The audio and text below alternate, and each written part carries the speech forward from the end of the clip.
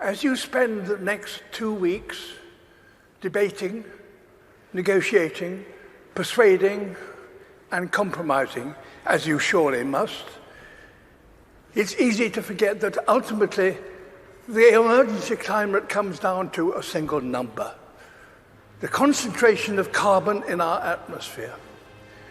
The measure that greatly determines global temperature.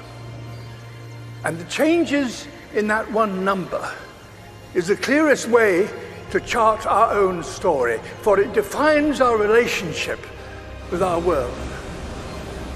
For much of humanity's ancient history, that number bounced wildly between 180 and 300. And so too did global temperatures. It was a brutal and unpredictable world.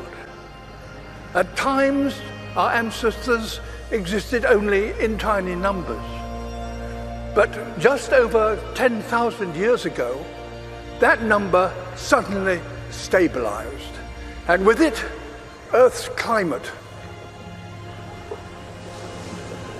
We found ourselves in an unusually benign period, with predictable seasons and reliable weather. For the first time, civilization was possible, and we wasted no time in taking advantage of that. Everything we've achieved in the last 10,000 years was enabled by the stability during this time. The global temperature has not wavered over this period by more than plus or minus 1 degree Celsius. Until now. Our burning of fossil fuels, our destruction of nature, our approach to industry, construction and learning are releasing carbon into the atmosphere at an unprecedented pace and scale. We are already in trouble. The stability we all depend on is breaking. This story is one of inequality as well as instability. Today, those who've done the least to cause this problem are being the hardest hit. Ultimately, all of us will feel the impact, some of which are now unavoidable.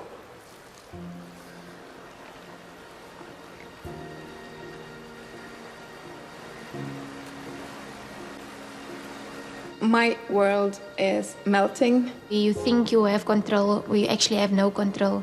I'm absolutely terrified to bring a child to this world. Is this how our story is due to end? A tale of the smartest species doomed by that all-too-human characteristic of failing to see the bigger picture in pursuit of short-term goals. Perhaps the fact that the people most affected by climate change are no longer some imagined future generation, but young people alive today. Perhaps that will give us the impetus we need to rewrite our story, to turn this tragedy into a triumph. We are, after all, the greatest problem solvers to have ever existed on Earth. We now understand this problem.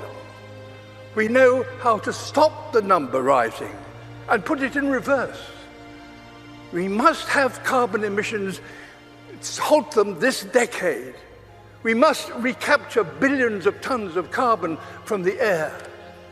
We must fix our sights on keeping 1.5 degrees within reach. A new industrial revolution, powered by millions of sustainable innovations, is essential and is indeed already beginning. We will all share in the benefits: affordable clean energy, healthy air, and enough food to sustain us all. Nature is a key ally.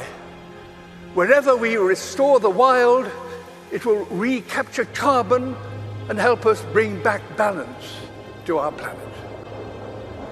And as we work to build a better world, we must acknowledge no nation has completed its development because no advanced nation is yet sustainable. All have a journey still to compete, so that all nations have a good standard of living and a modest footprint.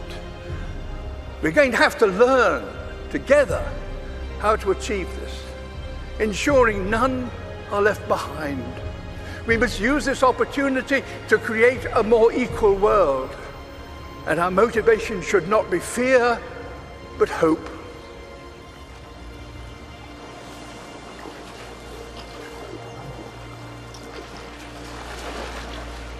Can we fix climate problem in one generation? My answer would be yes, we have to. We need to not just to talk about what we can do, but to do what we can. This is a challenge that we should try to solve in a quick way with a long-term vision. It comes down to this. The people alive now are the generation to come. Will look at this conference and consider one thing.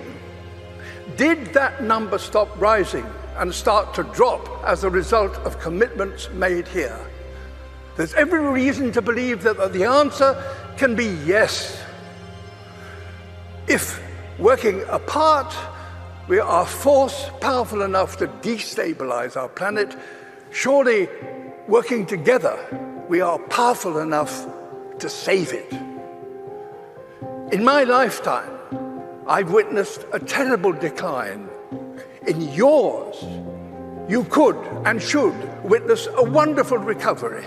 That desperate hope, ladies and gentlemen, delegates, excellency, is why the world is looking to you and why you are here. Thank you.